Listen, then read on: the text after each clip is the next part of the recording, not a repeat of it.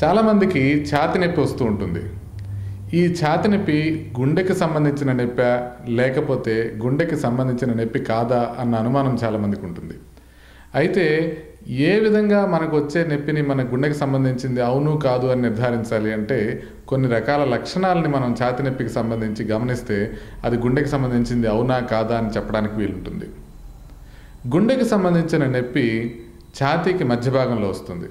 చాలామంది అనుకుంటారు గుండెకి సంబంధించిన నొప్పి ఎడమ భాగంలో వస్తుందని. ఎందుకంటే గుండె ఛాతీకి ఎడమ భాగంలో ఉంటుంది కాబట్టి గుండెకి సంబంధించిన నొప్పి కూడా ఛాతీకి ఎడమ భాగంలో వస్తుందని చాలామంది అనుకుంటారు. కానీ అది పూర్తిగా కరెక్ట్ కాదు. గుండెకి సంబంధించిన నొప్పి యూజువల్గా ఛాతీకి మధ్య భాగంలో వస్తుంది, అంటే ఇక్కడ వస్తుంది.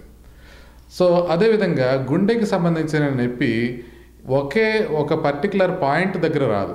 అంటే గుండె మొత్తం మీద వస్తుంది తప్ప ఏదైనా ఒక పర్టికులర్ పాయింట్ దగ్గర వచ్చే అవకాశం ఉండదు. అంటే ఫర్ ఎగ్జాంపుల్ ఇప్పుడు మీకు గుండెకు ఎడమ వైపున ఒక పర్టికులర్ పాయింట్ దగ్గర నొప్పి వస్తుంటే అది మోస్ట్ ఆఫెన్ గుండెకి సంబంధించిన నొప్పి కాకుండా ఉండే అవకాశం ఉంది. అదేవిధంగా గుండెకి సంబంధించిన నొప్పి నడిస్తే ఎక్కువ అవుతుంది, కూర్చుంటే తగ్గిపోతుంది. అంటే ఎప్పుడైతే మనం నడుస్తామో అప్పుడు గుండెకి సంబంధించిన నొప్పి ఎక్కువ అయ్యే అవకాశం ఉంటుంది. గుండెకి సంబంధించిన నొప్పులు గొంతుకు కానీ ఎడమ చేతికి కానీ పాకే అవకాశం ఉంటుంది. నార్మల్గా ఈ రేడియేషన్ అంటారు, అంటే గుండె మధ్య భాగంలో ఛాతీ మధ్య భాగంలో మొదలైన నొప్పి గొంతుకు కానీ చేతికి కానీ వస్తే అది గుండెకి సంబంధించింది అయ్యే అవకాశం ఉందని భావించాలి.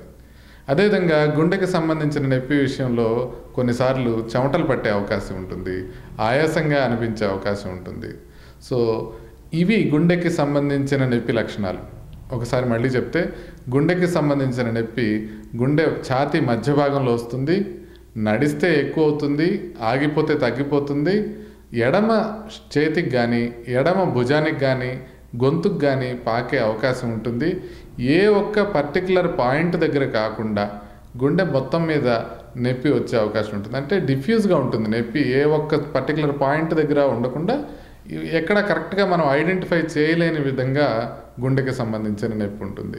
కొన్నిసార్లు ఈ ఛాతీ మధ్య భాగంలోనే కాకుండా ఉదరానికి పై భాగంలో ఇక్కడ కూడా గుండెకి సంబంధించిన నొప్పులు రావచ్చు.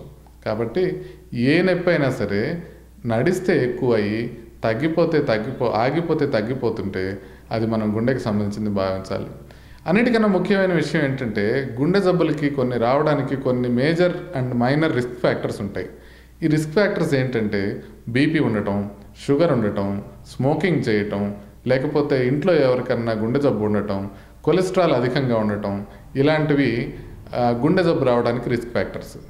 ఈ రిస్క్ ఫ్యాక్టర్స్ ఏవైనా ఉన్నప్పుడు ఏ విధమైన నొప్పి వచ్చినా అది గుండెకి సంబంధించిన నొప్పిగా భావించి ఒక్కసారి మనం పరీక్షలు చేయించుకుంటే ఆ నొప్పి గుండెకి సంబంధించిందా కాదా అనేది చెప్పడానికి వీలవుతుంది.